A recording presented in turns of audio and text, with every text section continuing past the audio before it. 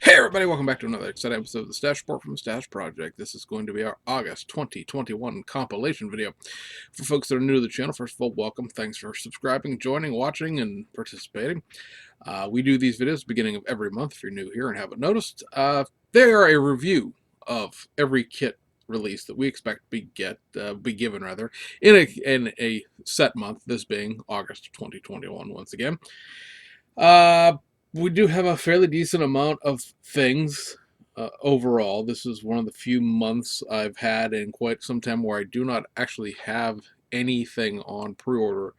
I believe I've actually added one kit when I was ordering my September things, but pretty much there's a lot of cool stuff here. It's just cool stuff I already have, or cool stuff that sort of, goes into things that aren't in necessarily my field of interest and things like that. So, without too much more babbling on, we do have some domestic releases as well as just two companies overseas. We're just going to have Hasegawa and Aoshima this month as far as that goes.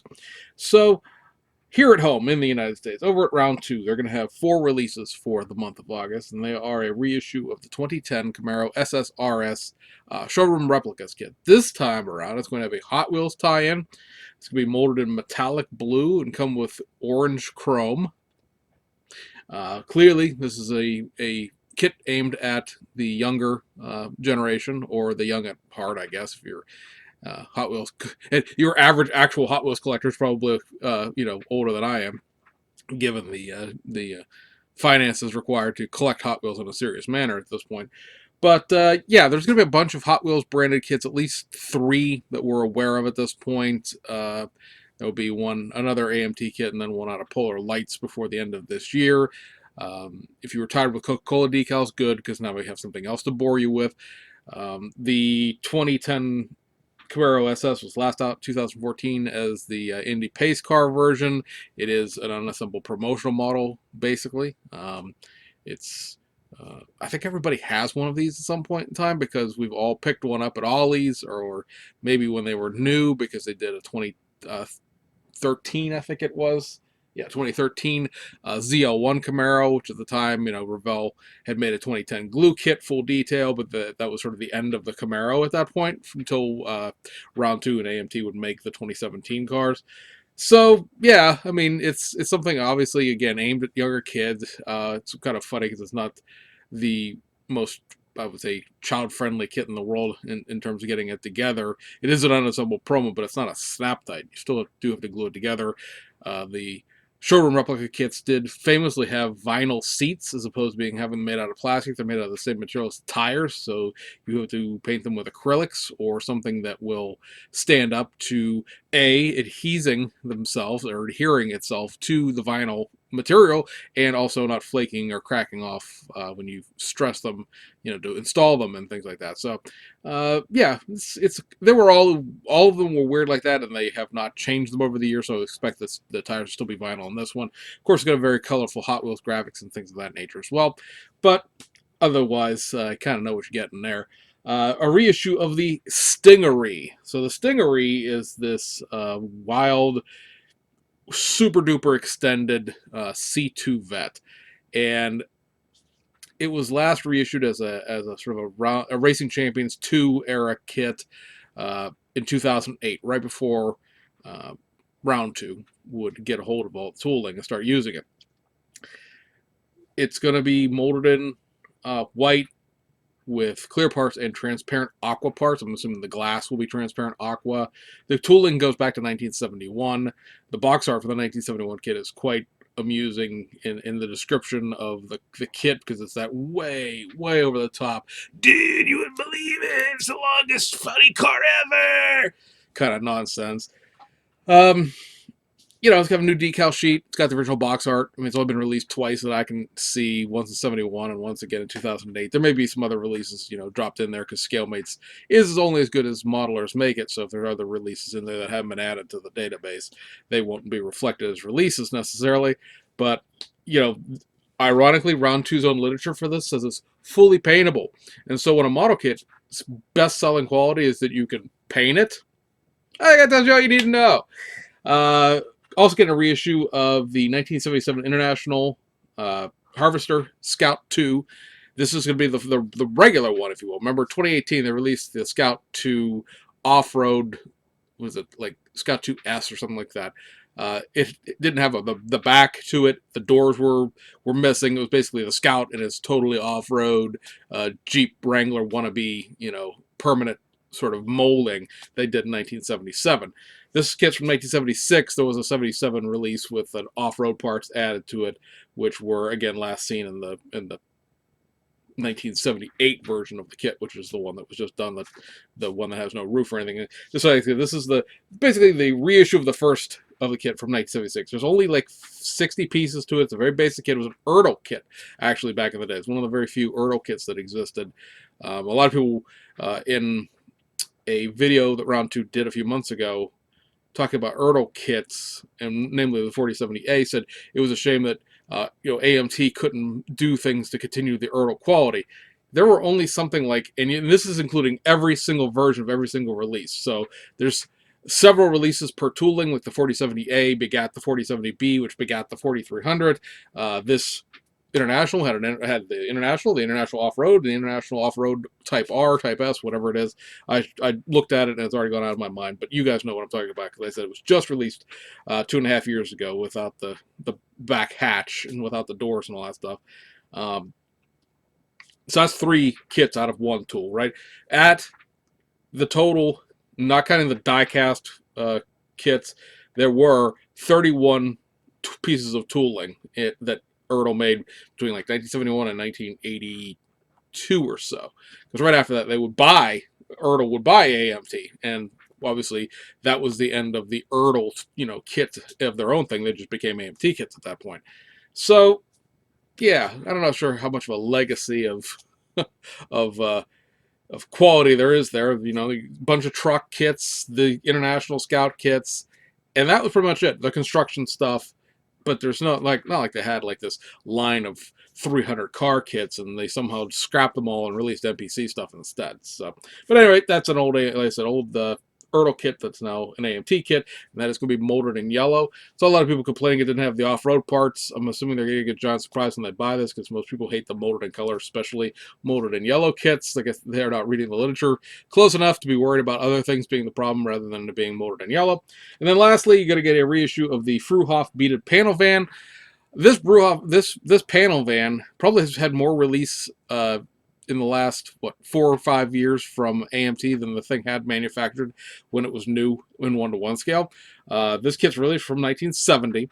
It was most recently reissued last year in the Coca-Cola Holiday livery, and then it was released in 2018 with the regular Coca-Cola livery, and then you have to go back to 2011 to get the first time that like Round 2 put its claws into the tooling when they were releasing a bunch of the old truck kits.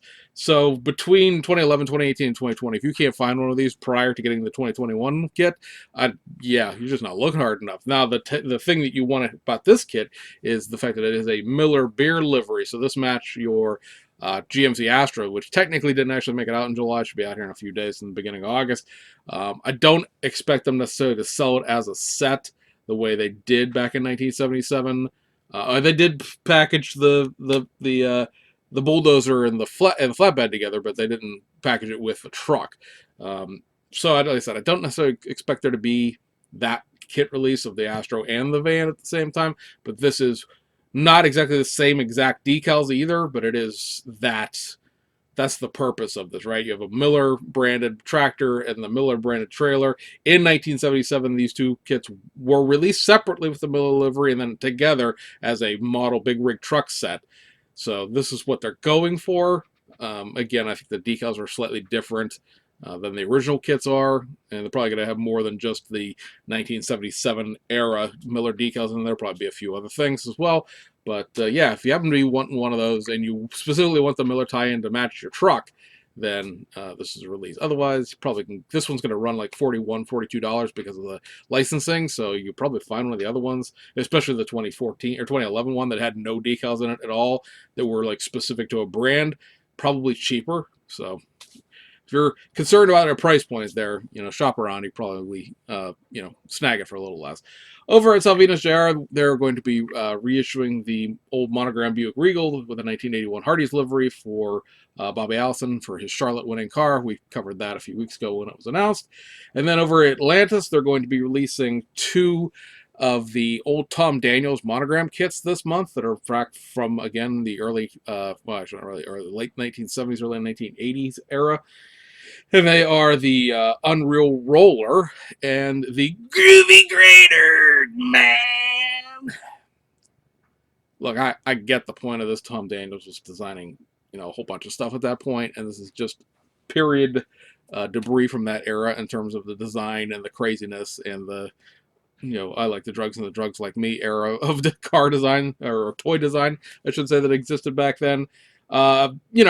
It doesn't do a single thing for me, but I certainly respect the people who have really, really wanted these kits back. I don't think the Unreal Roller has ever been reissued, at least not with the Unreal Roller name tag attached to it. I think it may have gotten released somewhere in there when they weren't talking to Tom Daniel, but the Groovy Grader was released about 15 years ago or so, and so it's been a little while even for that. I could certainly see the show rod guys and the custom guys and the this hits me in the nostalgia feels guys. They're going to be thrilled with these 2 kits. I personally have not done enough LSD in my life for these to make sense, but if you have, more power to you. Over at Hasegawa, we're going to get a few reissues. All of this stuff is new decals and things like that. Reissue of the Nissan Sunny with the resin chin spoiler, so that's just a straight reissue of that kit with the chin spoiler add-on. Reissue of the 120 scale Lotus 79 German Grand Prix with a detail upset included, so this is going to be another one of the metal parts added kits.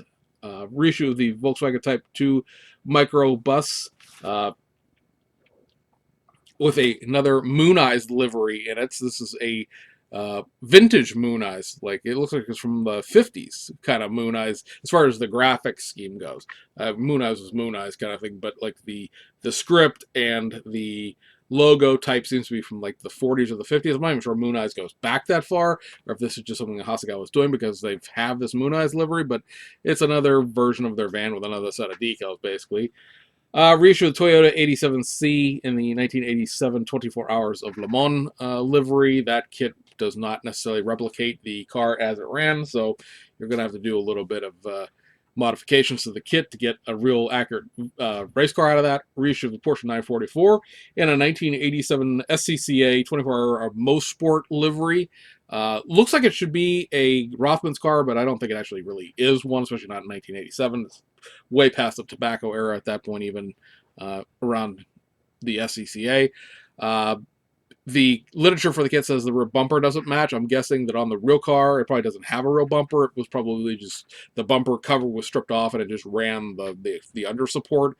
And this car, because it's a Porsche 944 that they later put a roll cage into in the 80s, 90s when this tooling came from, doesn't match that car. I have yet to see pictures of this car in real life. I've searched high and low trying to find pictures of this specific car that they're making decals for. Hopefully there's some on the box, and hopefully there's one of a 3/4 rear shot on the box so you can see what the bumper should look like. I mean, obviously you can leave the bumper cover on and just not care, but just know, again, going in, it's not going to be necessarily accurate to the real car.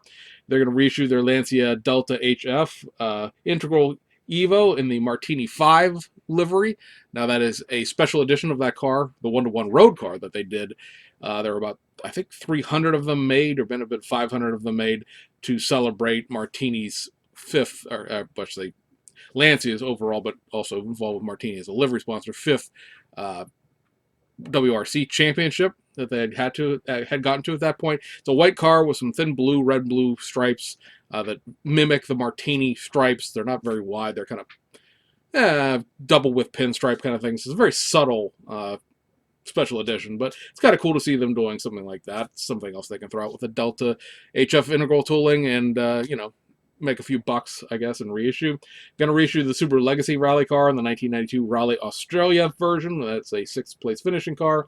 And then their new tool, Mitsubishi Lancer EX2000 rally kit, is going to get another run, this time for the 1981 European Rally Championship Hungruk Rally. This car finished 108th overall in that rally. The literature says that a bunch of things, including the wheels, don't actually match the real car.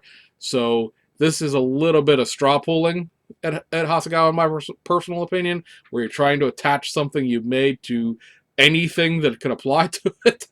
The car that they and Nunu made was the best finishing version of the Lancer 2000 that was ever run. And so you're kind of got to pick either something else or something along the lines, because that's a corporate livery at that point. So even if you go, oh, the Monte Carlo rally, or I want to make the Mexico rally, or the Japan, no, those in the Japan rally in that year. But if you're going to make whatever other rally that ran in 1983, it's going to look the same. It's just going to have a different placard, maybe some very minor associated sponsorship differences, and you're going to make a model of a kit that also ran. So why not make a really out there model of a kit that also ran? So that's coming. Again, nothing there tripped my trigger, because a lot of that just has modifications from the get-go, and I have a set of Studio 27 decals that have the Evo 5 thing if I wanted to make that car.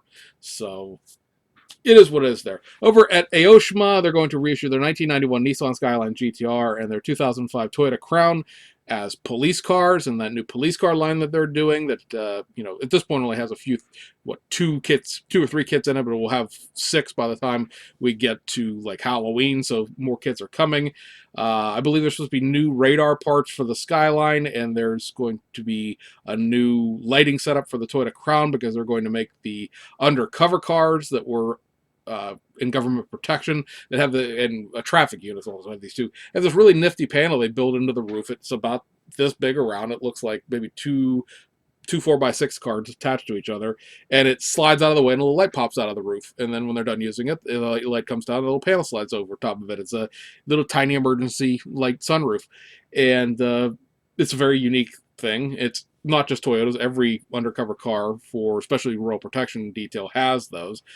So yeah, it's an interesting thing. Maybe they give you a little decal for the outline of the roof if you don't want to put the car on display. That would be cool to show what it is without having to put the light on top. Because most of those cars never have the lights out unless they're responding to something. Obviously, they don't just sit there with this little red light sticking off the roof.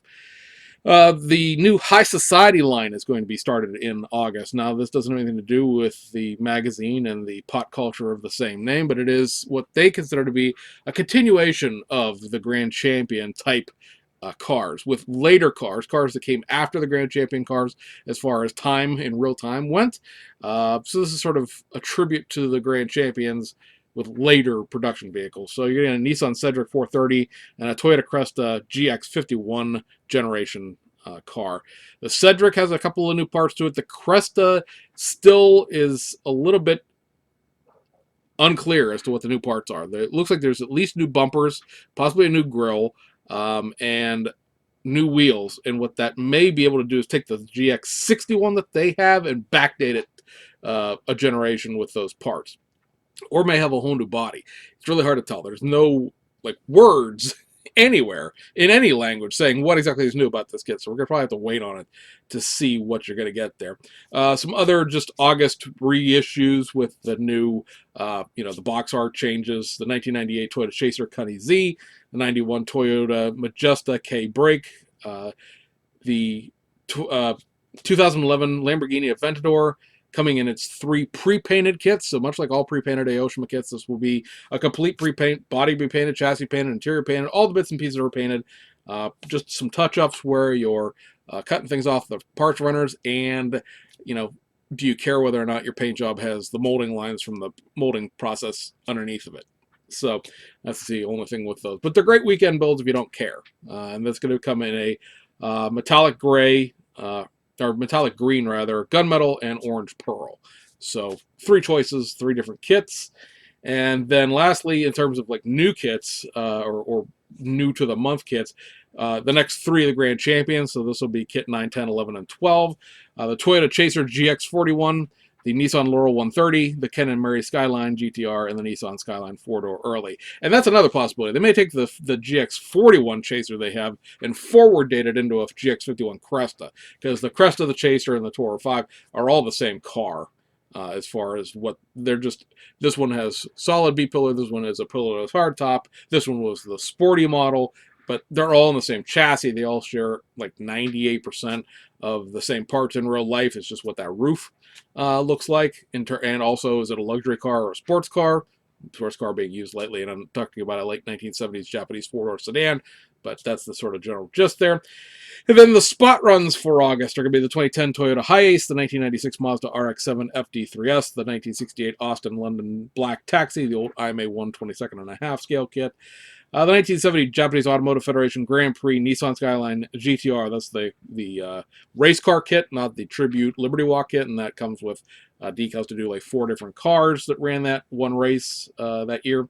Reissue of the Rocket Bunny Toyota 86 Enki Racing, the Rocket Bunny Toyota 86 Volk Racing, so both the Rocket Bunny kits get another few thousand cranked out. Reissue of the 1991 Nissan Sylvia S13 Rasty.